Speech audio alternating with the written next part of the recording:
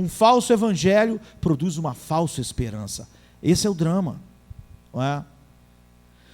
E o verdadeiro evangelho produz uma esperança verdadeira, a esperança da qual nos faz vencer as provações. Nós vimos no domingo, se eu não me engano, o apóstolo Paulo indo de igreja em igreja que ele tinha formado e incentivando os novos convertidos, dizendo para eles que importava que por muitas tribulações eles entrassem no reino dos céus. Algumas pessoas diriam: Paulo está tirando a esperança das pessoas, ele está dizendo para elas coisas difíceis, em vez de estimulá-las, está desestimulando. É porque Paulo está falando sobre a verdadeira esperança, e o evangelho hoje tem sido pregado, incutido uma falsa esperança de um falso evangelho. Então Provérbios 10, 28, Romanos 5, 2 e 3, Romanos 12 e 1 Tessalonicenses 4, 13 falam de uma esperança que produz uma alegria que vence as provações, as dificuldades da vida. Mas a Bíblia vai além. A Bíblia diz que a esperança produz perseverança, que é a esperança num processo de santificação que faz o homem ficar firme quando tudo à sua volta está desmoronando. É o que Romanos 8, 24 e 25 dizem. A esperança do evangelho é uma esperança que faz você perseverar, que faz você ser uma pessoa confiante. A esperança bíblica produz confiança. É o que 2 Coríntios 3, 12 e Filipenses 1, 20 diz. É uma esperança que, enche o homem de confiança no mundo em que nós vivemos. Mas diz mais, que é a esperança que produz um ministério eficaz na nossa vida. Que a verdadeira esperança é que faz do chamado que todos nós temos ser eficaz ou não, não é? Como está em 2 Coríntios 4, de 8 a 18. A Bíblia diz que a esperança produz o amor num grau muito maior do que o que nós conhecemos quando chegamos ao reino de Deus. À medida que no processo de santificação essa esperança vai sendo infundida em nós, o nosso amor por Deus, por Cristo, vai aumentando. É o que Colossenses 1, 4 e 5 diz. A Bíblia diz mais. Diz que a esperança produz firmeza e constância. A esperança que a Bíblia diz não é uma esperança que foge de nós quando nós mais precisamos dela. A falsa esperança foge de nós quando tudo dá errado. A falsa esperança propagada no evangelho centrado no homem dos nossos dias, foge dele quando tudo dá errado. É uma esperança falsa que diz que tudo vai dar certo, que em Deus ele não vai experimentar determinadas coisas nos dias mais escuros da sua vida. Essa esperança some. Mas a Bíblia diz ao contrário, que a verdadeira esperança produzida pelo verdadeiro evangelho, ele produz uma firmeza e uma constância. É o que 1 Tessalonicenses 1, 3 diz. Nos dias mais escuros, essa esperança faz o homem ficar firme. Ele resiste no dia mau. A Bíblia diz que a esperança verdadeira produz determinação em nós. É isso que faz os filhos de Deus não olharem para trás ao lançarem mão do arado, não é? Mas mais do que isso, a Bíblia diz que a esperança produz entusiasmo. Nós não só vivemos para Deus como quem está se arrastando. A esperança faz com que nós tenhamos entusiasmo em nosso viver para Deus. É o que 1 Timóteo 4,10 diz. O que nós mais precisamos num mundo como o nosso, em que tudo à nossa volta é incerto, e que tudo em nosso corpo e aquelas coisas que nos cercam são incertas também, é de estabilidade. E a Bíblia diz que a verdadeira esperança produz estabilidade, produz alicerces firmes quando as tempestades chegam. É o que Hebreus 7,19 diz. Mas há um passo a mais. A Bíblia diz que a esperança produz pureza pessoal, pureza de vida. A esperança nos faz vencer o mundo. A esperança nos faz vencer o pecado. É essa esperança viva em nós que faz nós sermos completamente diferentes da sociedade à nossa volta. Tudo é diferente, por causa dessa esperança, é o que 1 João 3,3 diz. E já que a Bíblia coloca tal ênfase na esperança para a vida que honra a Deus, então todo o crescimento espiritual e toda a vida com Deus depende da esperança, nesse processo de santificação. Portanto, é por isso que nós demolimos toda a falsa esperança que o falso evangelho produz. Porque a falsa esperança é a maneira com que Satanás faz para destruir, demolir toda a possibilidade que alguém tinha para viver uma vida que honrasse Deus. Quando nós demolimos, através da pregação, a falsa esperança, nós não queremos que as pessoas fiquem sem esperança, nós queremos que elas fiquem sem uma falsa esperança que o falso evangelho produz. Portanto, nós devemos estar sempre atentos se qualquer esperança que tem nos nossos corações está produzindo aquelas coisas que a Bíblia diz, ou se ela é uma falsa esperança, produzida por um evangelho falso. E todos nós devemos estar prontos, no mundo em que as pessoas sofrem e que recorrem a nós todo o tempo, a vocês e a mim. Todos os dias eu estou aconselhando alguém que está sofrendo de alguma forma. É fundamental eu derrubar toda a falsa esperança que aquela pessoa tem, para que aquela pessoa possa esperar, sentir e conhecer a verdadeira esperança que o evangelho produz, para que ela possa viver para a glória de Deus. Então, se tudo isso que a Bíblia diz é verdade, toda a santificação está ancorada na esperança verdadeira, uma das coisas mais nobres que nós temos que fazer é demolir toda a esperança falsa. E há muita esperança falsa no meio daquelas pessoas que dizem amar a Deus. E ela tem características próprias do evangelho que é pregado hoje. A falsa esperança que nós temos que demolir, ela se baseia sempre na ideia humana, não é? E a ideia humana é o que tem regido aquilo que nós chamamos de evangelho hoje, quanto àquilo que é agradável e desejável. A falsa esperança, com o falso evangelho, que é o produto dele, não é? Diz que simplesmente, não é, os problemas vão desaparecer quando nós obtivermos aquilo que desejamos. Por que o evangelho hoje é o evangelho da cobiça? É o evangelho do desejo de possuir coisas.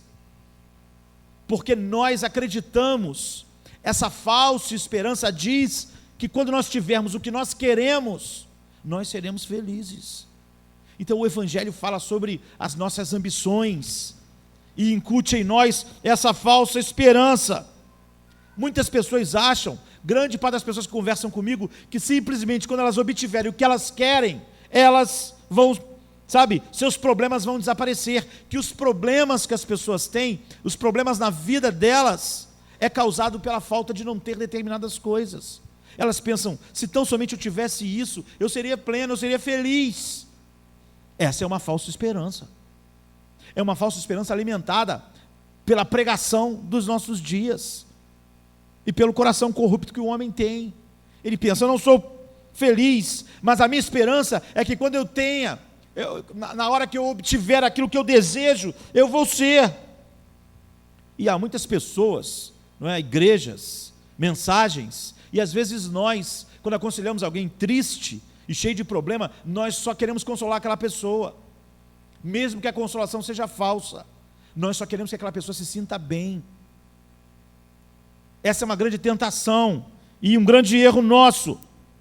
Então nós insinuamos para as pessoas que aquilo que elas desejam um dia vai acontecer, um dia elas vão ter o que elas querem, um dia aquele anseio por saúde vai ser realizado, um dia o anseio por obter aquilo vai acontecer, um dia o anseio por aquele relacionamento vai acontecer, e nós ancoramos a esperança daquela pessoa em algo falso, que devia ser tirado delas. Quando nós queremos ajudar as pessoas, nós devemos trazê-las para a palavra de Deus. É um erro grave da ideia de que Deus promete, de alguma forma, nos dar o que nós desejamos. O evangelho diz isso hoje em dia, o evangelho falso, e cria essa expectativa, essa esperança. Essa esperança não tem nada a ver com aquela esperança que nós mencionamos em todos aqueles textos, essencial para a santificação. A Bíblia não chega nem perto de dizer isso, de que Deus vai satisfazer os nossos desejos. E de que, quando Ele fizesse isso, isso nos tornaria felizes. A Bíblia nunca ancora a nossa felicidade em nossos desejos, e muito menos em Deus satisfazendo os nossos desejos.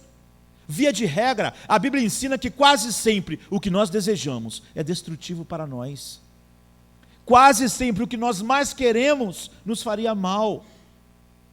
Quase sempre os nossos maiores anseios seriam a ruína da nossa alma, da nossa vida diante de Deus. Então a abordagem que incentiva as pessoas, escolha, reivindique, Deus vai fazer isso, é a abordagem do evangelho falso, levando as pessoas por um beco escuro e sem saída. Porque a Bíblia diz ao contrário. Os nossos desejos têm intensificado os nossos problemas.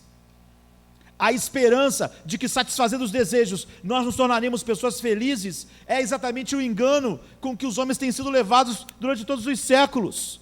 Cada desejo nosso tem intensificado. Olha o problema do mundo à sua volta.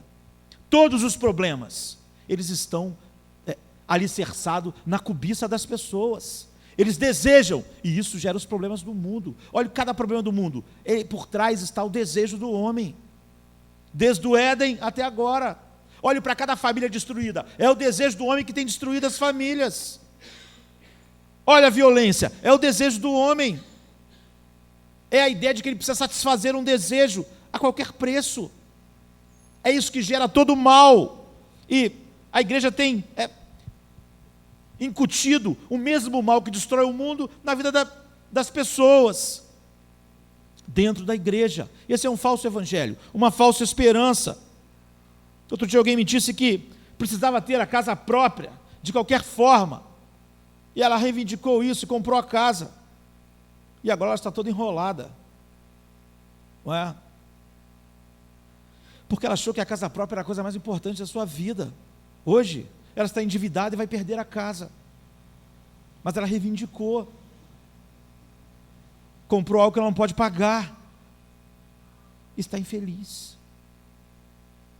Tudo que ela queria ouvir, quando ela reivindicava uma casa própria, alguém que disse, Deus quer realmente que você tenha uma casa, Deus quer que todos nós tenhamos uma casa própria, tenhamos uma escritura. Quando nós tivermos uma escritura, nós vamos ser felizes.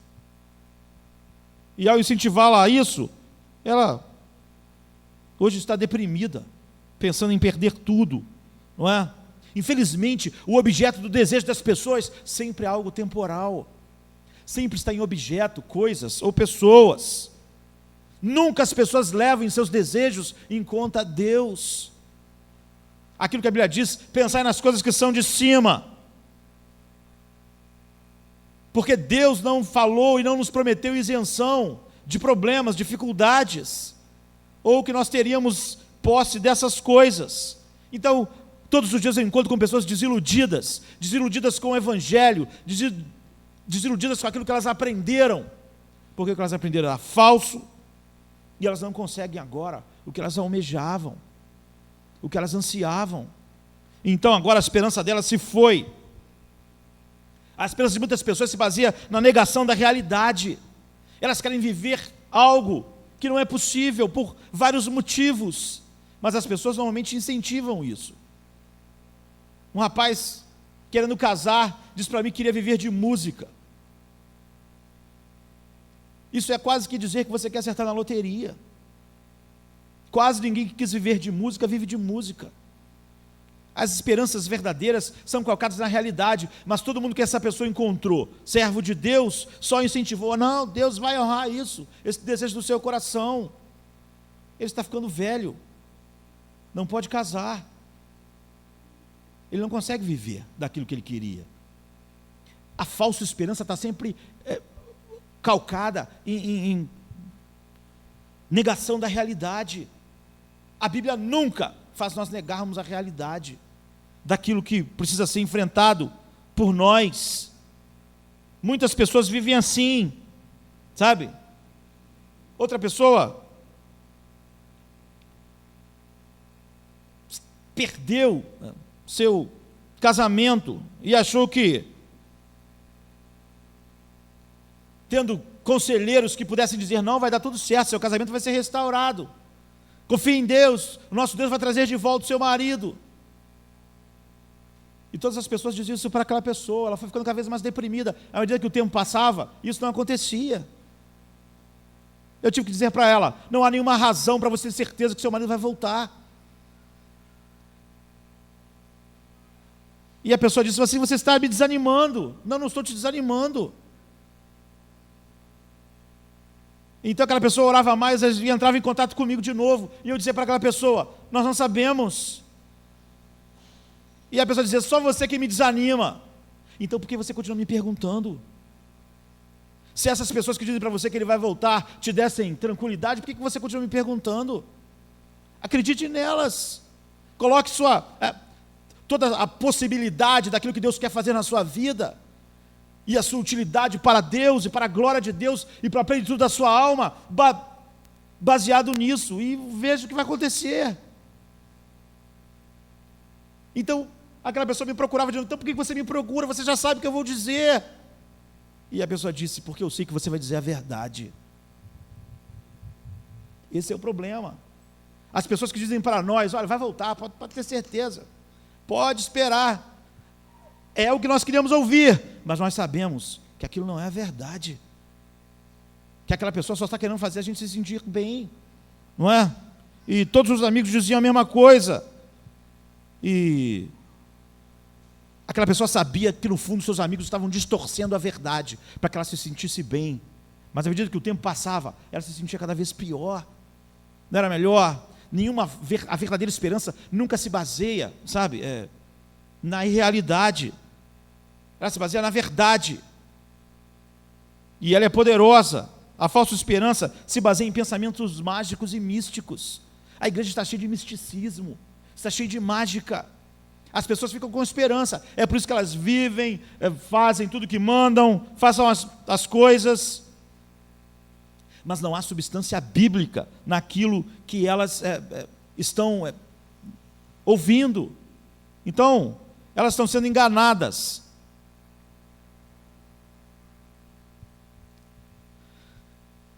E não haverá descanso nisso. A falsa esperança não pode produzir aquilo que as pessoas esperam, porque aquilo está baseado em pensamentos mágicos e místicos. Já era hora de nós estarmos livres disso.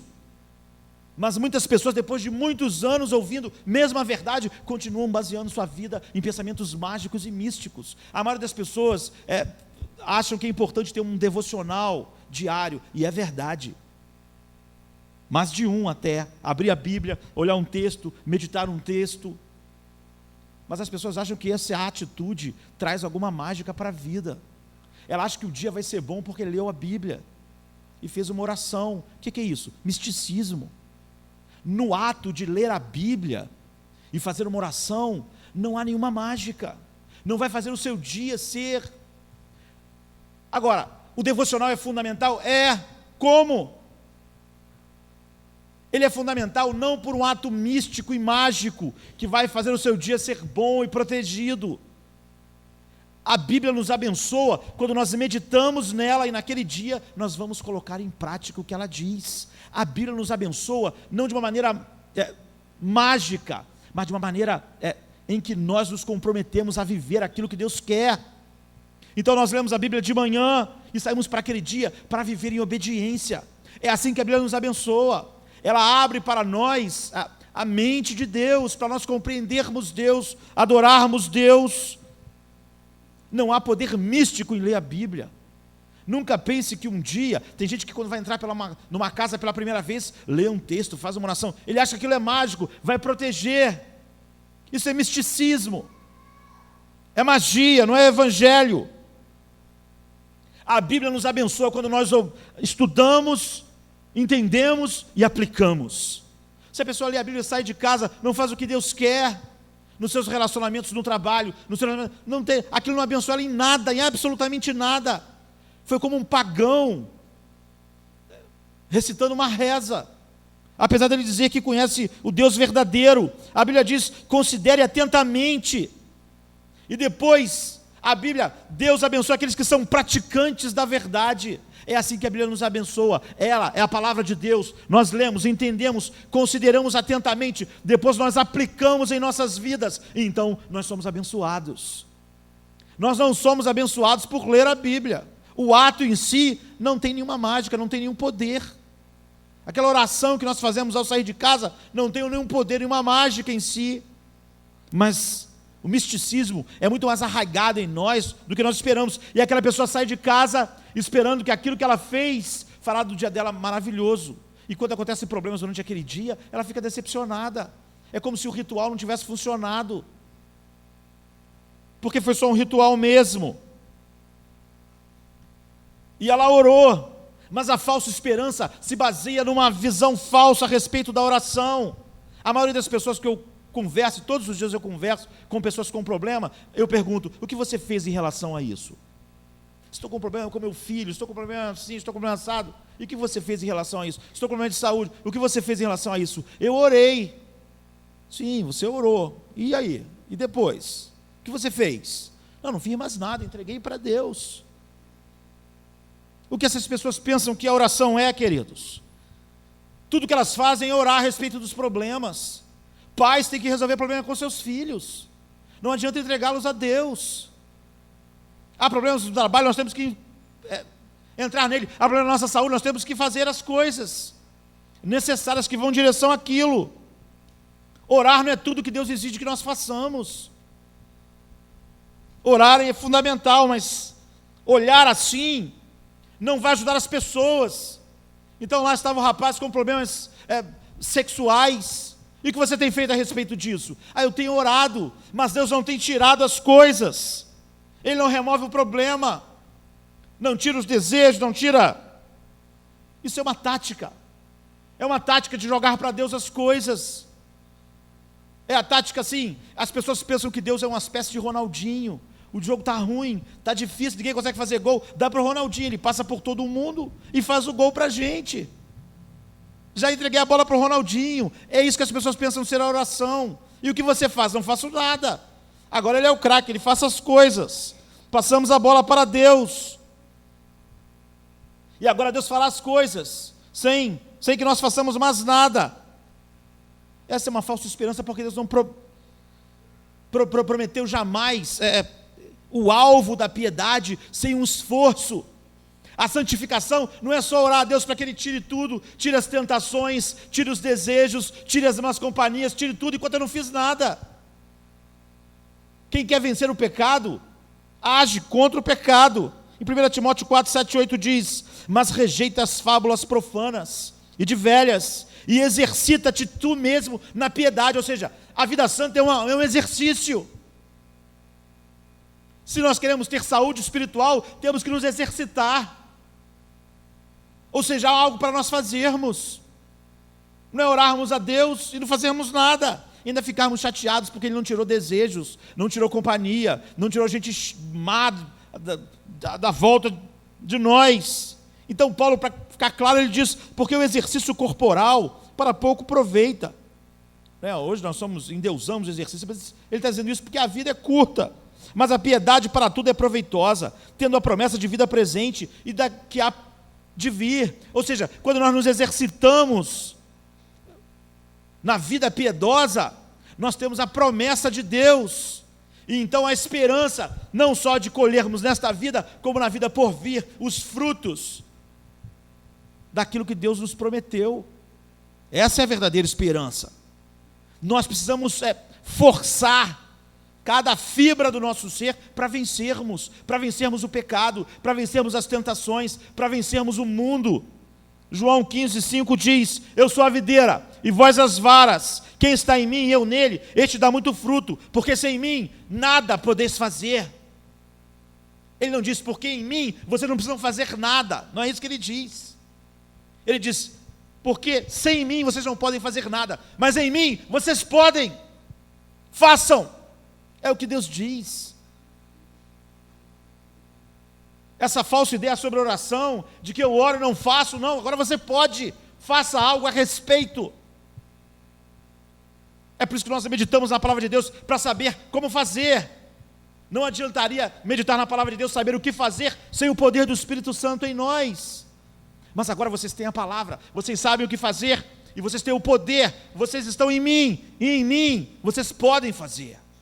Isso é a oração, isso é a vida piedosa.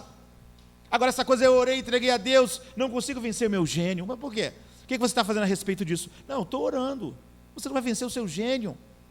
Faça guerra contra ele, lute contra ele. O Espírito Santo habita em você ou não habita em você? Se habita, nele você pode vencer, você tem que lutar, você tem que ir contra ele, você está mimando ele.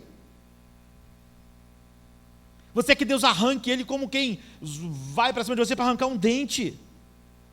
E você luta porque você quer continuar com o seu dente. É o contrário. Ataque-o. É isso que a Bíblia diz. Só orar raramente resolverá os problemas. Problemas em todas as áreas da vida. Na nossa família, com nossos filhos, com o nosso cônjuge, no nosso trabalho, com o mundo. Orar só raramente resolverá qualquer um desses problemas. Imagine se eu orasse só a Deus para pregar nesta noite. Oh Deus, me dê uma palavra. Era como se eu dissesse: você não vai ler a Bíblia, você não vai estudar, você não vai se aplicar, então pare de orar. É lícito eu orar: Deus, me dê uma palavra, abençoe hoje a tua palavra no coração das pessoas. Mas então tem que fazer alguma coisa a respeito disso. Deus vai dizer: eu te dei a minha palavra, eu te dei o meu espírito. Agora estude, peça a sabedoria do alto, se esforce, passe horas com a Bíblia. Só orar não vai resolver. Você não pode orar para pregar simplesmente. E assim é com todas as coisas da vida. Você não pode só orar para fazer as coisas. Seu filho é rebelde, faça alguma coisa. Ore a Deus, mas não fique esperando Deus ser pai do seu filho. É você. Você é casado. Você tem um emprego.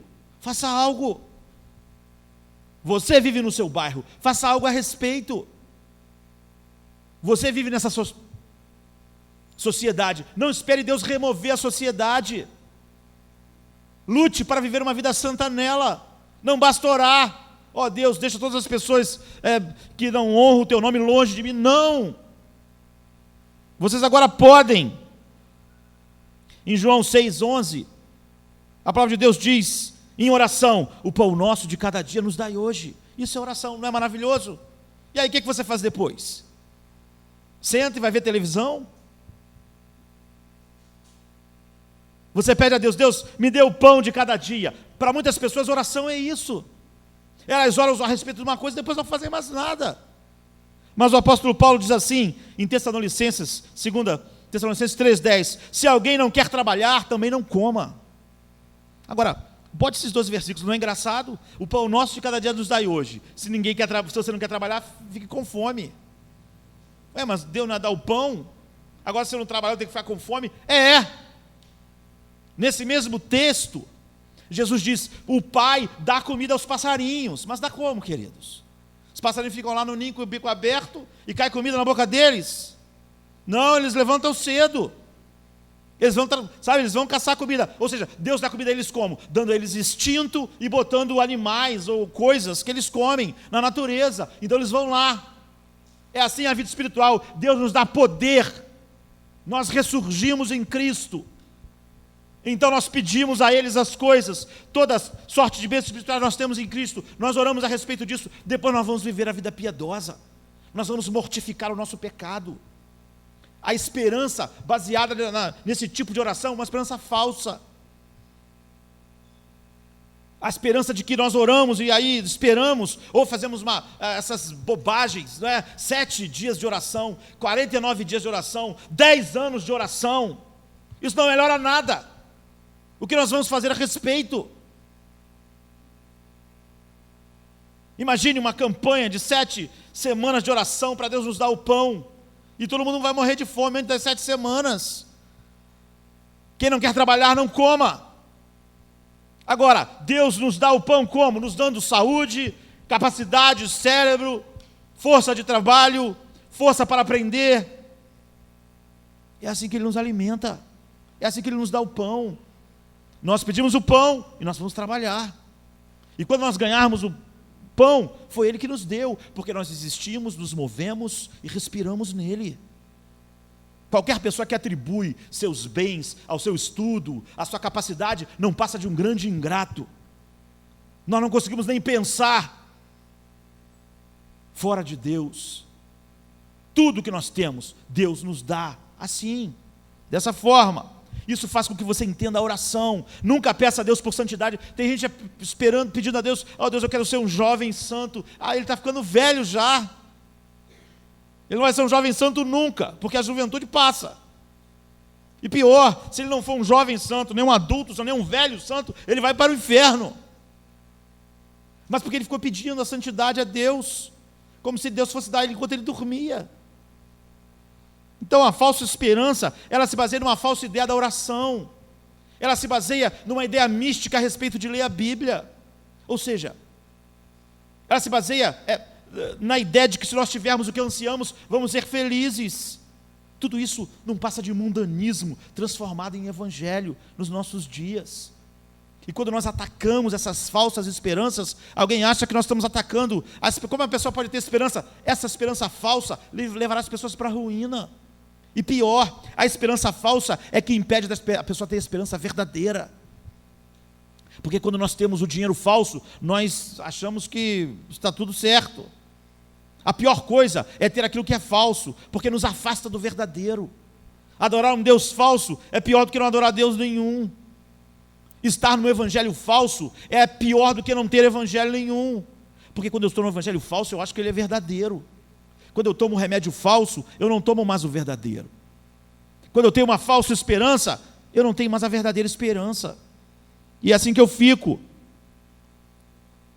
A falsa esperança sempre se baseia, então, numa interpretação inadequada da palavra de Deus, não é? De várias maneiras. As pessoas são orientadas por versículos que não estão falando a respeito daquele assunto, mas elas procuram na Bíblia aquilo que elas querem, o que elas querem ouvir. Então lá estava uma menina adulta já, mas com problemas, porque quando ela era adolescente, os pais estavam se separando, e ela leu na Bíblia que se duas pessoas tiverem o mesmo pensamento juntos e pedirem a Deus, Ele faria, e ela pediu para os seus pais não se separarem, e eles se separaram. Então ela ficou decepcionada com o Evangelho, ela não sabia ler a Bíblia. O texto que ela usa, Jesus não está falando a respeito da oração, está falando sobre a disciplina na igreja. E quando você usa um texto que fala sobre disciplina, como se ele estivesse falando sobre oração, é óbvio que você vai chegar a conclusões erradas. Mas ela não se deu o trabalho de olhar o que o texto dizia, só o versículo que lhe interessou para o seu problema. E aquilo gerou nela uma falsa esperança de que tudo ia dar certo, porque ela estava fazendo algo dentro do que a Bíblia dizia. E dois estavam concordando. No mesmo lugar, as pessoas usam também, olha, o que ligares na terra será ligado no céu. Está falando sobre a disciplina na igreja. Mas quando você trata a Bíblia dessa forma, é óbvio que esse tipo de tratamento com a Bíblia vai gerar uma esperança, mas uma esperança falsa. Não leva a pessoa nem para Deus, nem para realizar. Então a esperança dela foi destruída, porque o pai dela abandonou sua mãe. E toda a esperança dela estava calcada nisso. E ela ficou amargurada contra Deus. Mas aquele texto não tinha aplicação à oração. Mas ela aplicou errado. Então nós devemos sempre questionar as esperanças que as pessoas têm. Ela é bíblica, é baseada na verdade, é uma verdadeira esperança. Se não é, aquilo é destrutivo. E quando nós esmagamos aquelas falsas esperanças, nós não queremos ser os traga-prazeres ou malvados. Nós queremos que aquela pessoa experimente a verdadeira esperança, que faz a pessoa viver uma vida plena. Mas é muito difícil, porque quase todo mundo que tem uma falsa esperança gosta dela. E quando você esmaga a falsa esperança, a tendência é a pessoa ficar com raiva de você e não gostar. Acabe um dia, tinha a esperança de que ele ia para a guerra e ia vencer a guerra. Era uma falsa esperança. O profeta Micaías foi lá acabar com essa esperança dele. e disse: se você for para a guerra, você vai morrer. Acabe falou: graças a Deus, Deus mandou você. Eu estava tão esperançoso, mas já vi que era uma furada, roubada. Não, Acabe ficou furioso. Tente acabar com a esperança de alguém falsa e as pessoas ficam furiosas. E por que Acabe tinha uma esperança falsa? Porque 400 homens que falaram que eram profetas de Deus, falaram para ele que ele ia vencer. Ou seja, a esperança dele era baseada em profetas falsos.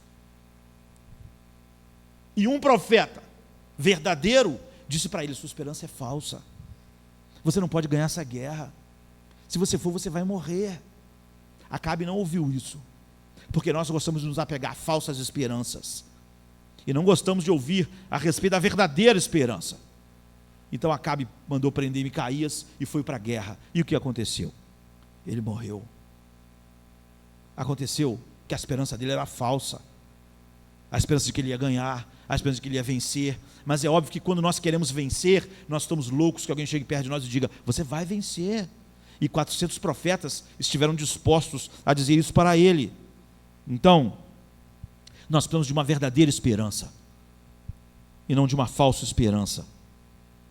A Bíblia diz, não é, que a verdadeira esperança é alicerçada na promessa de Deus. A Bíblia diz assim, por exemplo, em Romanos 4,18: esperando contra a esperança, Abraão creu para vir a ser o pai de muitas nações, segundo lhe fora dito: assim será a tua descendência. Quando nós alicerçamos nossa esperança naquilo que Deus disse, essa é a verdadeira esperança. Nada pode destruí-la. Mesmo 25 anos de decepção não puderam destruir a esperança de Abraão, porque ela estava alicerçada no que era certo. Uma esperança falsa é destruída pelos acontecimentos. A esperança dele não. A Bíblia diz que era uma viva esperança. Mas a palavra esperança hoje em nosso vocabulário perdeu até o sentido. Muitas pessoas dizem: eu tenho uma esperança de que vai sair o aumento.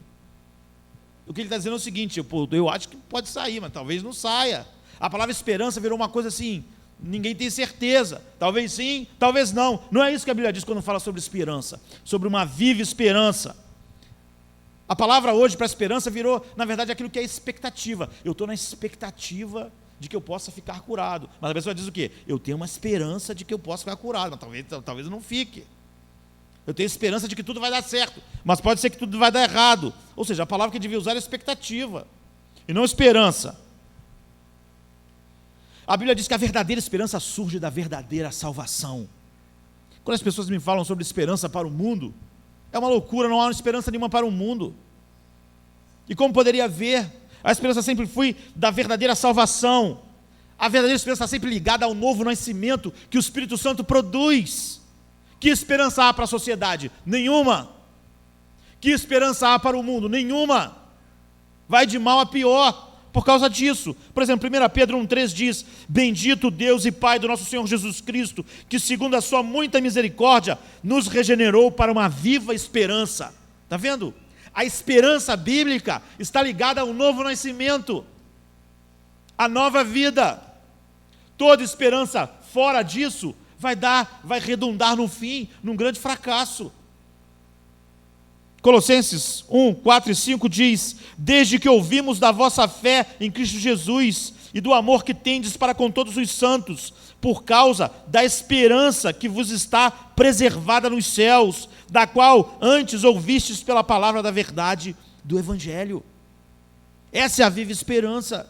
Ela está ligada à nova vida, a um homem vivo para Deus, e não um homem morto debaixo da ira de Deus. Que esperança há para alguém que tem Deus como seu inimigo, que vive para o seu desprazer, quando na verdade sua vida está por um fio, segurada exatamente por esse Deus que ele ira todos os dias? Em Colossenses 1, 25 e 27, Paulo diz: a igreja da qual me tornei ministro, de acordo com a dispensação da parte de Deus, que me foi confiada a vosso favor, para dar pleno cumprimento à palavra de Deus, o mistério que estava oculto dos séculos e das gerações, isto é, Cristo em vós, a esperança da glória. A esperança está ligada em Cristo está em nós. Não há esperança quando Cristo não está em nós.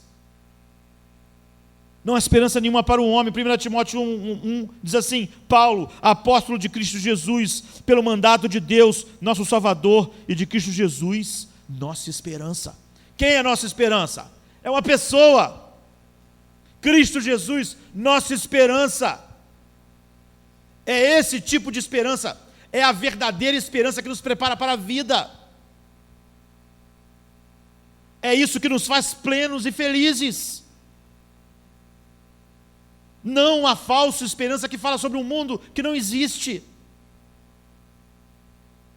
sobre promessas que Deus nunca fez, sobre a oração, que é na verdade uma grande armação, sobre a leitura bíblica como se ela fosse mágica, sobre nossos desejos sendo satisfeitos por Deus.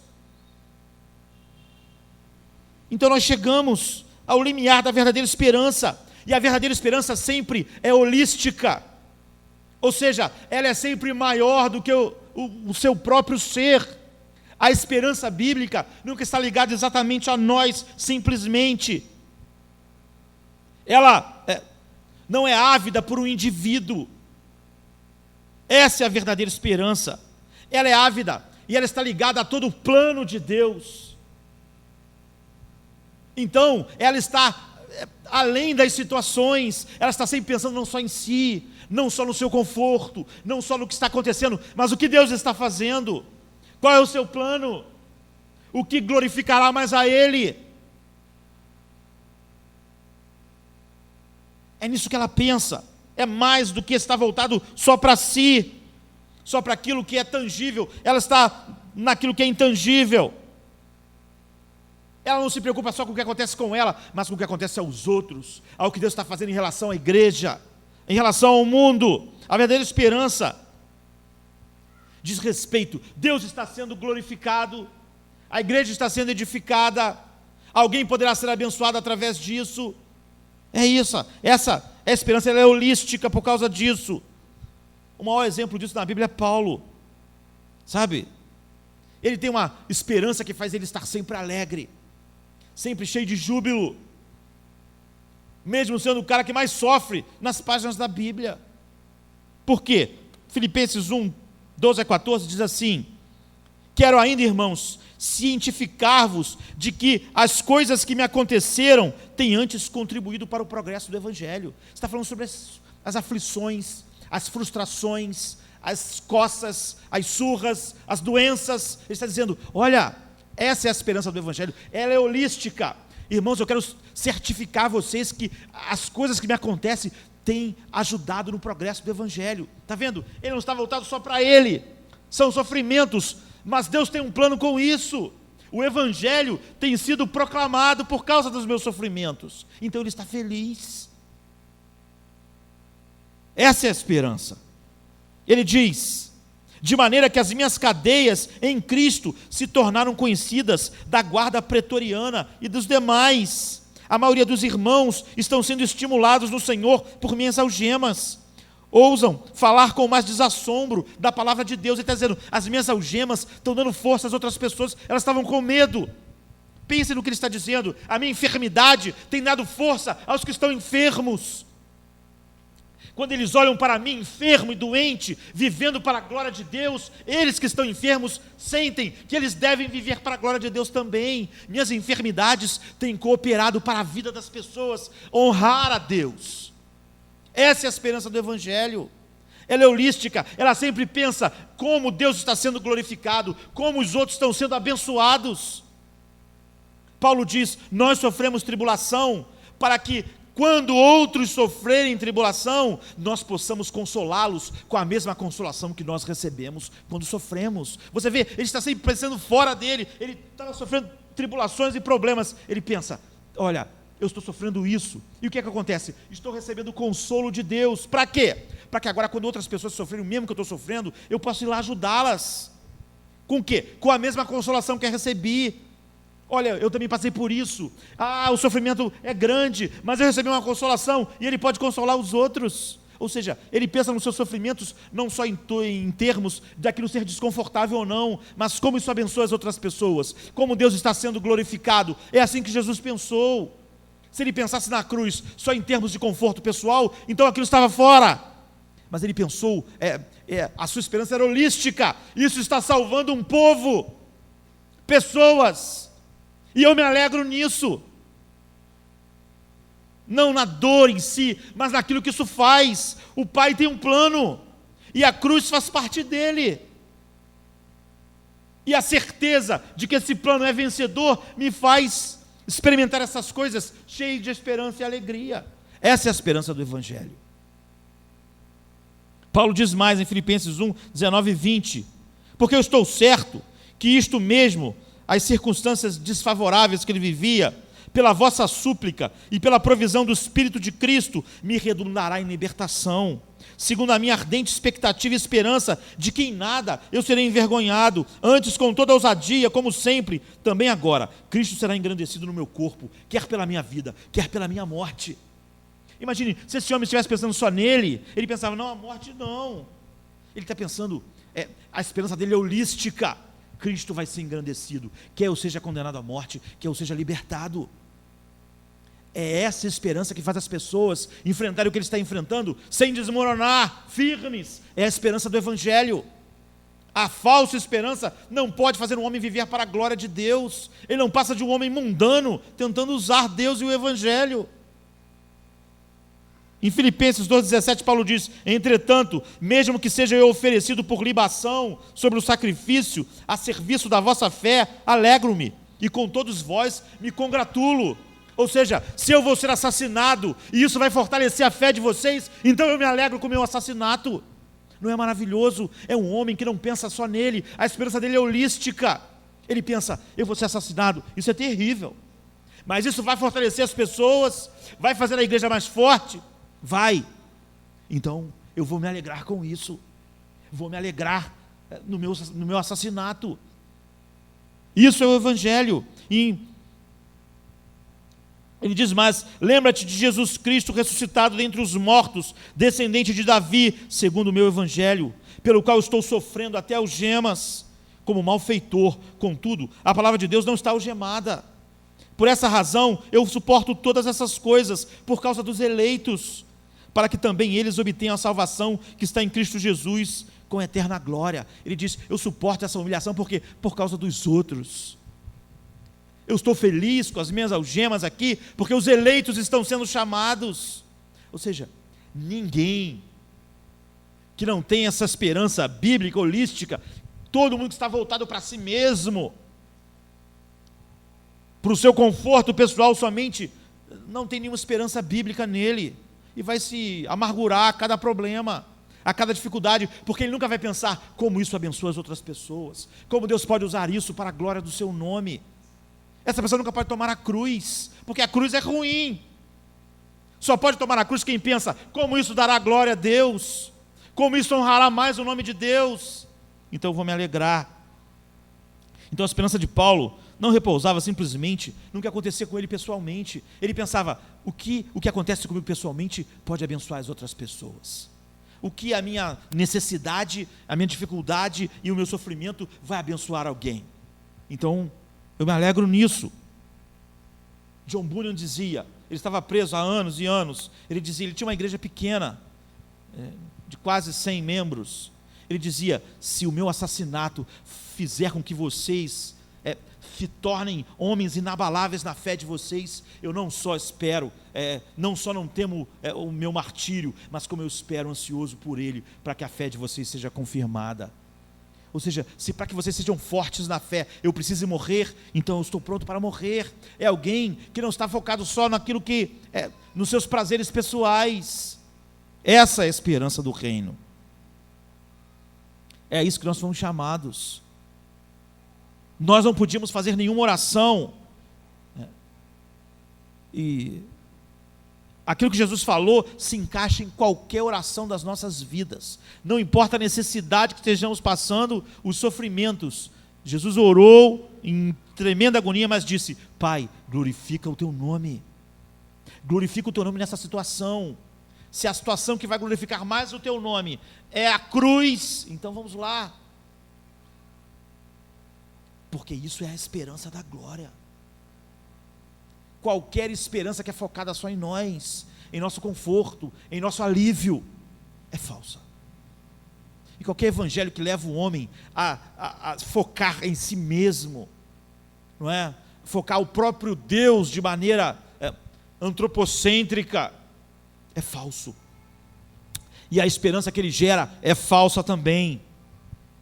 Paulo não vacilou nas difamações, na enfermidade e até na morte, porque a glória de Deus era o seu conforto pessoal. Se ele pensasse no seu conforto pessoal em termos pessoais, então ele foi o mais miserável homem que existiu no mundo. Então é isso, a esperança holística, ela vê o quadro maior, o que Deus está fazendo. O que Deus está fazendo é maravilhoso. Deus tem um plano eterno. E se dentro desse plano eterno inclui o meu sacrifício, a minha morte, a minha enfermidade, então eu vou me gloriar, porque eu espero. E o que me alegra é que esse plano eterno de Deus é em tudo bom, ainda que tenha esses caminhos escuros. É isso que fez Jó, José ficarem firmes. Quando José foi difamado, vendido como escravo, é quando você vê mais do que você. José diz: vocês queriam mal, mas Deus tinha um plano no meu sofrimento, Deus tinha um plano na minha escravidão, Deus tinha um plano nas minhas cadeias. E se Deus tinha um plano, então essas cadeias foram necessárias e foram para a glória do seu nome. Jó também, ele dizia: porque eu sei que o meu Redentor vive. Ou seja, ele tem um plano, ele vive. Eu posso não saber exatamente o que está acontecendo, mas ele vive, e por fim me levantará sobre a terra. Jó 19, 25. Nós não sabemos todos os motivos, mas sabemos que Deus está desenvolvendo o seu grande plano. E quando Ele inclui em seu plano todas essas coisas, nós devemos glorificá-lo. É essa esperança que Paulo incutia naqueles homens. E importa, por muitas tribulações, vocês entrem no reino de Deus. Por quê? Porque nós temos certeza, não uma esperança de expectativa, mas a esperança da certeza de que Deus está realizando o seu plano em nós, e de que nós vamos entrar na glória, da maneira que Ele planejou, por muitas tribulações. Fiquem firmes, fiquem animados, fiquem cheios de esperança. É Deus que faz isso. Deus faz todas as coisas conforme o conselho da sua vontade, é o que Paulo diz em Efésios 1:11. Há vários outros passos da verdadeira esperança. Essa é a porta de entrada, e eu poderia falar mais uma hora a respeito dos outros passos da verdadeira esperança, mas nós precisamos de uma viva esperança em nós, mesmo o nosso tempo tendo acabado, sabendo que a falsa esperança já é um caminho de vivermos. Quase todo aconselhamento que eu faço não seria necessário se as pessoas não tivessem uma falsa esperança no coração delas. Elas poderiam ver, agir, mas o seu falso conceito de oração, da leitura da palavra, da ideia de que se eu realizar meus desejos, muitas pessoas dizem: se tão somente eu casasse eu seria feliz, se tão somente eu realizasse aquele emprego, se tão somente isso aqui desse certo. Elas não entendem ainda, não entendem. Elas acham que realmente o caminho da plenitude é a realização de todos os nossos desejos. Não entendem sobre oração, não entendem sobre a palavra, e às vezes estão há décadas na igreja, estão no mesmo lugar, não têm uma viva esperança. Todas as suas esperanças são falsas, baseadas num falso evangelho, e sempre redunda na não santificação, porque nós vimos que a santificação, de maneira total, está ligada à esperança, à verdadeira esperança, a esperança que produz perseverança. Se você não tem a esperança certa, não vai ser perseverante. A esperança produz confiança, é o que Paulo diz. Se você não tem a esperança certa, você não vai ser confiante. O mundo vai sugar sua confiança. A esperança produz um ministério eficaz, ou seja, que honra a Deus, mas sem a esperança você não vai ter isso. A esperança produz, segundo Paulo, um amor maior por Cristo. Você não vai poder amar mais Cristo, porque a sua esperança é falsa. A esperança produz firmeza e constância. Você não é constante, porque não tem esperança. A esperança é verdadeira. A Bíblia diz que a esperança produz entusiasmo e determinação. Você não tem nenhum dos dois. Por quê? Porque não tem a esperança. A esperança é fundamental. E para termos a verdadeira esperança, temos que jogar fora a falsa. Paulo diz que a esperança produz estabilidade. Nós precisamos ser estáveis, mas precisamos ter a verdadeira esperança. A esperança produz relacionamento mais íntimo com Deus. Sem ela, não temos. Cada problema é um obstáculo ao nosso relacionamento. E a esperança produz santidade, pureza pessoal. Sem essa esperança, quem em meio às lutas da vida terá como foco da sua vida ser santo para a glória de Deus? Enquanto ele está correndo para satisfazer seus desejos, na expectativa e na falsa esperança de que isso fará pleno e feliz. Qual é a diferença entre essa pessoa e um homem mundano? Nenhuma. A verdadeira esperança está no cerne da vida que honra a Deus. E a falsa esperança é exatamente o caminho oposto que nos leva para longe daquilo que Deus quer para nós. Deus possa nos guiar. Não basta, como nós vimos hoje, você orar. Deus produz essa esperança em mim, porque orar, só orar, nunca é o caminho de Deus para nós. Nós oramos e nós fazemos aquilo que Deus diz e aquilo que não podíamos fazer sem Ele, sem o seu poder. Mas agora podemos todas as coisas naquele que nos fortalece, todas as coisas para a glória do seu nome santo. Vamos ficar de pé.